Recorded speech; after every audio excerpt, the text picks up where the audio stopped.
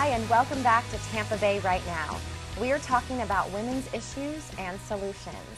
Now, Nicole, I know on the break we were talking about some resources that people have and can go to, and we were talking about empowerment services. Yes. Tell me a little bit about that. Empowerment services is also through the Crisis Center of Tampa Bay, and what that is, it's survivors supporting survivors. Okay. So what they do is all sorts of different healing exercises.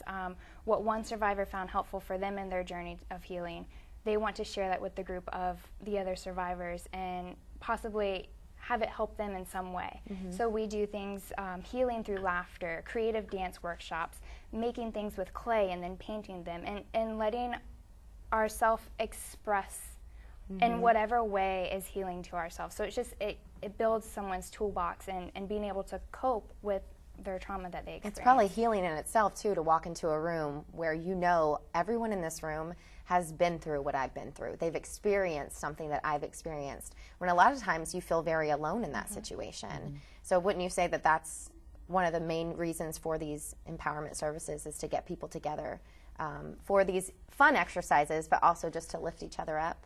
And I think the neat thing, too, is it's promulgated by the victims themselves. I hate that word, but we want people to move beyond the role and the self-definition as a victim to not even just being a survivor, but instead to thrive.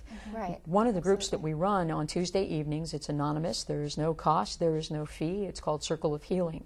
And this is a group that reaches out and touches people that have been victims of sexual assault or rape. Whether or not you've reported it to the police or not, it's at the Crisis Center. We're looking at having to try to expand that right now because we're getting so much teenage victims. Wow. But please know that that's part of the empowerment services too. Right. And so tell me about how the community can get involved. Are there ways that people can volunteer, or even maybe a business wants to partner and give a monetary value? How can we do that?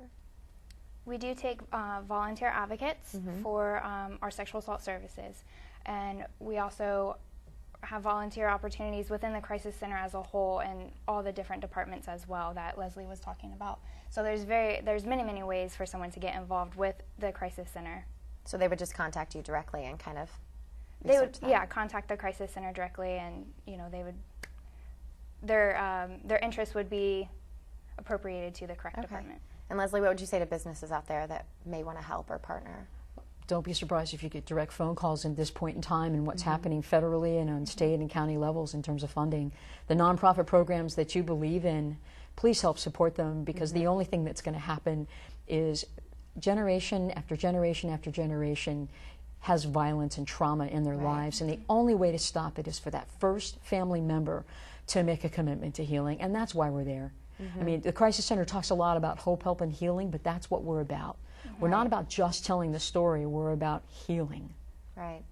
And it's also about these programs that are free of cost to these people, so that it gives them the opportunity to come and not worry about it, but we do need the funding to help that. We're not going to be able to keep our doors open if we don't have it. Right. And that's so important, because this happens, what are the statistics? It's happening right now. It happens 5 minutes from now, correct?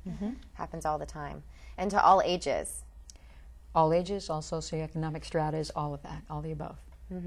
And so if I was a victim, what would be the first thing you would tell me to do? I'd dial 211, yes? 211. And then what's the next step if I need protection? Is there laws that are going to protect me from feeling threatened, from feeling violated?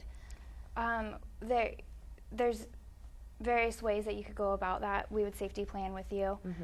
211 would probably safety plan, and then depending on what their need is, that department would work with them and safety plan with them, get them to the appropriate resources for them to get the protection they need. And if someone does need protection, say they need to get out of their house and maybe they have children, are there shelters that people can go to? There are shelters in our community, and 211 can help have that happen because of the triage phone call. Okay. They're going to stay on the phone with you. They're going to work in partnership with you. They're not going to do to you. They're going to work with you. Absolutely. Big difference. But that may mean calling a nurse. It may mean helping to facilitate calling law enforcement so that legal protection is there. It may mean that you're going to talk with Bay Area Legal Services to find an injunction, to protect yourself from an alleged perpetrator. There's a lot of services, and you could do an entire show just on how that whole process happens. Oh, I'm sure. It's pretty intense, but that's why 211 is there, so you don't have to know how to do it alone.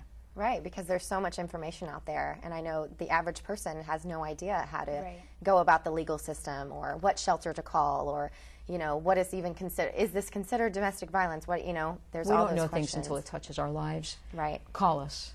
211. It's easy to remember. It's very easy to remember. I'm very glad you were here to let us all know that. Thank you both for being here so much. And thank you to all of our guests for joining us today. If you have questions, comments, or would like more information on this topic, you can visit our website at www.mytvtampabay.com. That's what's happening right now in Tampa Bay. I'm Allison Burns. See you next time. Good night.